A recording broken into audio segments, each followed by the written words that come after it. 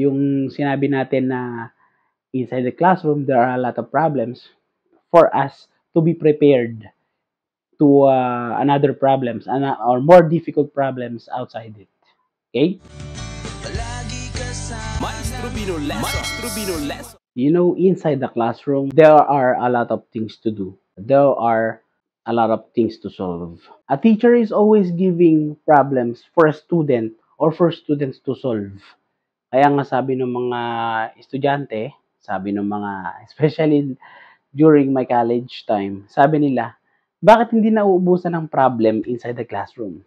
A prof or instructor is always giving problem to solve. Mostly mathematical problems or in any subjects like political science, social science, and in other major subjects, problems are always existing. Okay, why? Why teachers are always giving problems for students to solve? Here is the answer. Because outside the classroom, outside the school, there are realistic problems. It's like the problem seems like giving a real problem. It's the same outside the classroom. So napakahirap ng problem outside the classroom, especially in this life. Why?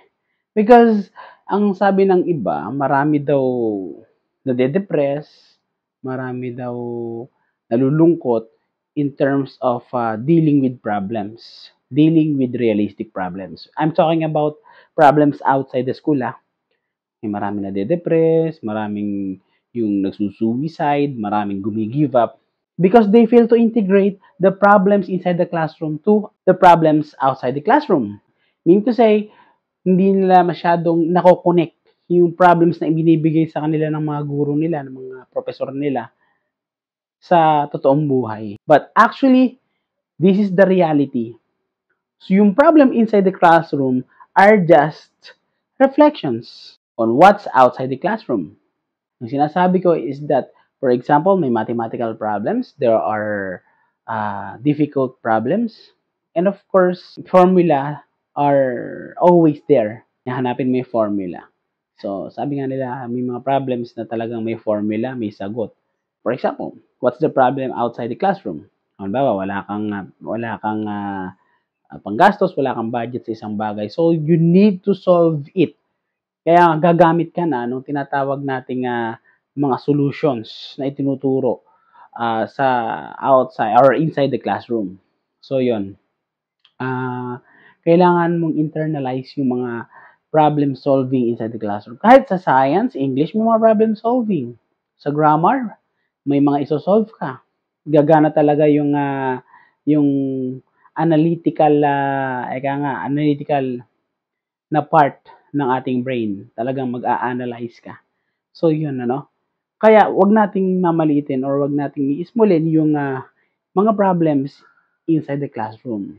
Talaga, sabi ng iba, hindi naman daw kailangan magtapos ng pag-aaral, hindi naman daw kailangan mag-aral. Pero, hindi natin pwedeng sabihin yan kasi nga, ang school, they are teaching pupils or students how to be responsible citizen.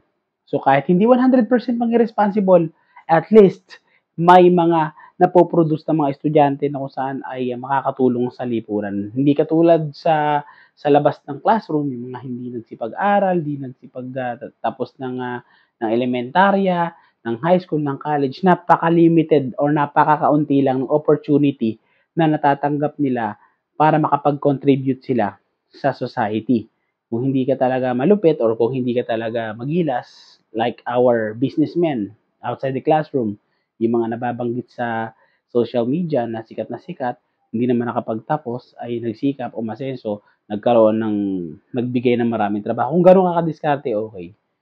Pero yun lang, yung sinabi natin na inside the classroom, there are a lot of problems for us to be prepared to another problems or more difficult problems outside it. Okay? So, thank you sa ating mga teachers na always challenging our pupils. Okay, kaya paglabas mo ng school, paglabas mo ng classroom, you will be almost perfect and ready to face the world. Okay, thank you very much. This is just my sharing this or tonight.